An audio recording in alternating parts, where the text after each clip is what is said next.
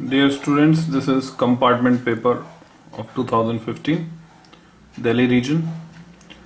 Compartment में दो ही पेपर बनाते हैं सीबीएसई, एक दिल्ली रीजन, एक outside Delhi. So 1 mark question from this compartment paper. Question number 1, particle of mass m and charge q moving with velocity v enters the region of uniform magnetic field at right angle to the direction of its motion. How does its kinetic energy get affected? So we know very well that magnetic field cannot do work done is zero. So from work energy theorem, change in kinetic energy is also zero. So magnetic field cannot produce any change in kinetic energy.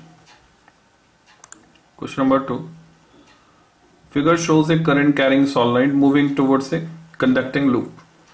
Find the direction of the current induced in the loop. इस तरह के कई question NCERT में solve example भी हैं, exercise में भी हैं।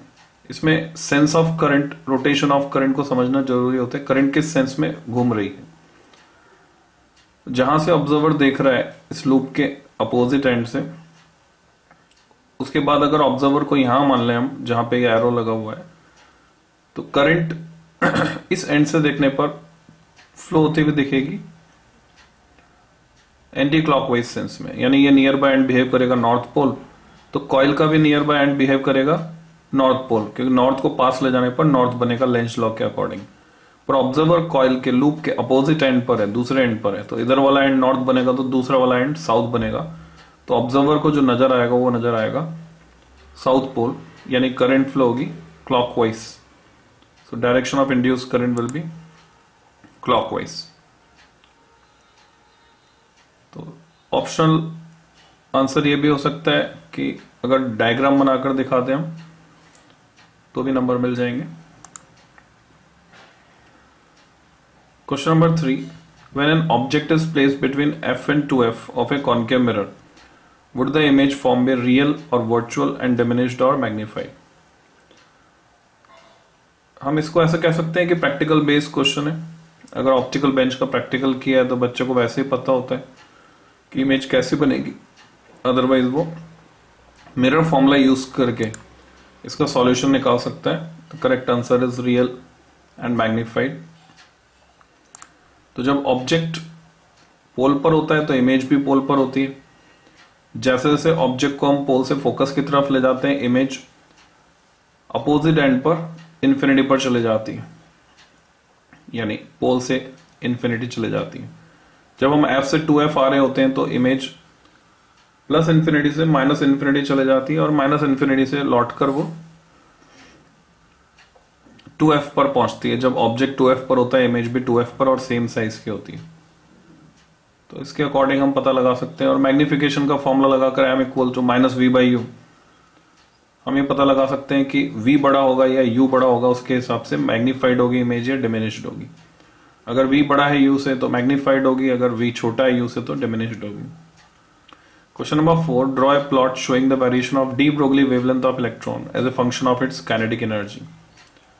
तो ये ग्राफ काफी कॉमन सा है, चाहे काइनेटिक एनर्जी के लिए खींचें, पर डी ब्रोगली वेवलेंथ को फंक्शन बनाया हमने। तो पहले तो फॉर्मूला लिखकर देखना होगा लैम्डा का in terms of kinetic energy. तो लैम्डा होता है h/p, p की जगह हम लिख सकते हैं √2m/ke। So relation becomes lambda proportional 1/√ke। So graph look like this, rectangular hyperbola, क्योंकि ke का स्क्वायर करेंगे तो लैम्डा के प्रोपोर्शनल होगा। लैम्डा इस प्रोपोर्शन ke का स्क्वायर करने पर 1/λ के प्रोपोर्शन होगा। तो लैम्डा जो है वो प्रोपोर्शनल टू 1/√k। तो उसके लिए भी ग्राफ रेक्टेंगुलर हाइपरबोला ही आएगा। Question number 5, why is the frequency of outgoing and incoming signals different in A mobile phone? चाहे मोबाइल फोन की बात करें या रिपीटर स्टेशन की बात करें, कोशिश ये की जाती है कि दोनों सिग्नल में इंटरफेरेंस ना हो। इसके लिए आउटगोइंग सिग्नल और इनकमिंग सिग्नल की फ्रीक्वेंसीज डिफरेंट रखी जाती है। पर अगर आप मोबाइल फोन का स्पेक्ट्रम देखेंगे, स्पेक्ट्रम में यानी जो एनसीईआरटी में टेबल दी हुई है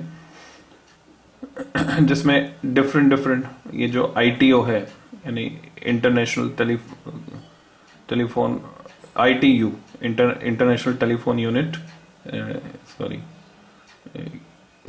फुल फॉर्म मेरे को भी याद नहीं आ रहा। ITU जो डिसाइड करती है कि टेलीकम्युनिकेशन, इंटरनेशनल टेलीकम्युनिकेशन, यू से क्या बनेगा भूल गया मैं अभी। तो ITU डिसाइड करती है कि कौन सा रीजन कौन सी फ्रीक्वेंसी यूज करेगा। तो इसमें जो आउटगोइंग और इनकमिंग सिग्नल्स हैं, मोबाइल फोन की फ्रीक्वेंसी रेंज देखेंगे तो कुछ ओवरलैपिंग आ रही होगी। तो इस ओवरलैपिंग का मतलब ये है कि इसमें ये आउटगोइंग सिग्नल, और कभी कभी ऐसा भी लगता है कि हमें अपनी आवाज, खुद की आवाज गूंजती हुई सुनाई देती है। तो वो अगर फ्रीक्वेंसी सेम हो जाएगी तो हमारी खुद की आवाज हमको वापस आने लगेगी। तो यहाँ बोलेंगे तो आउटगोइंग और इनकमिंग सिग्नल्स की फ्रीक्वेंसी डिफरेंट रखते हैं to avoid overlapping of the two signals. Okay, this is all about Delhi region paper.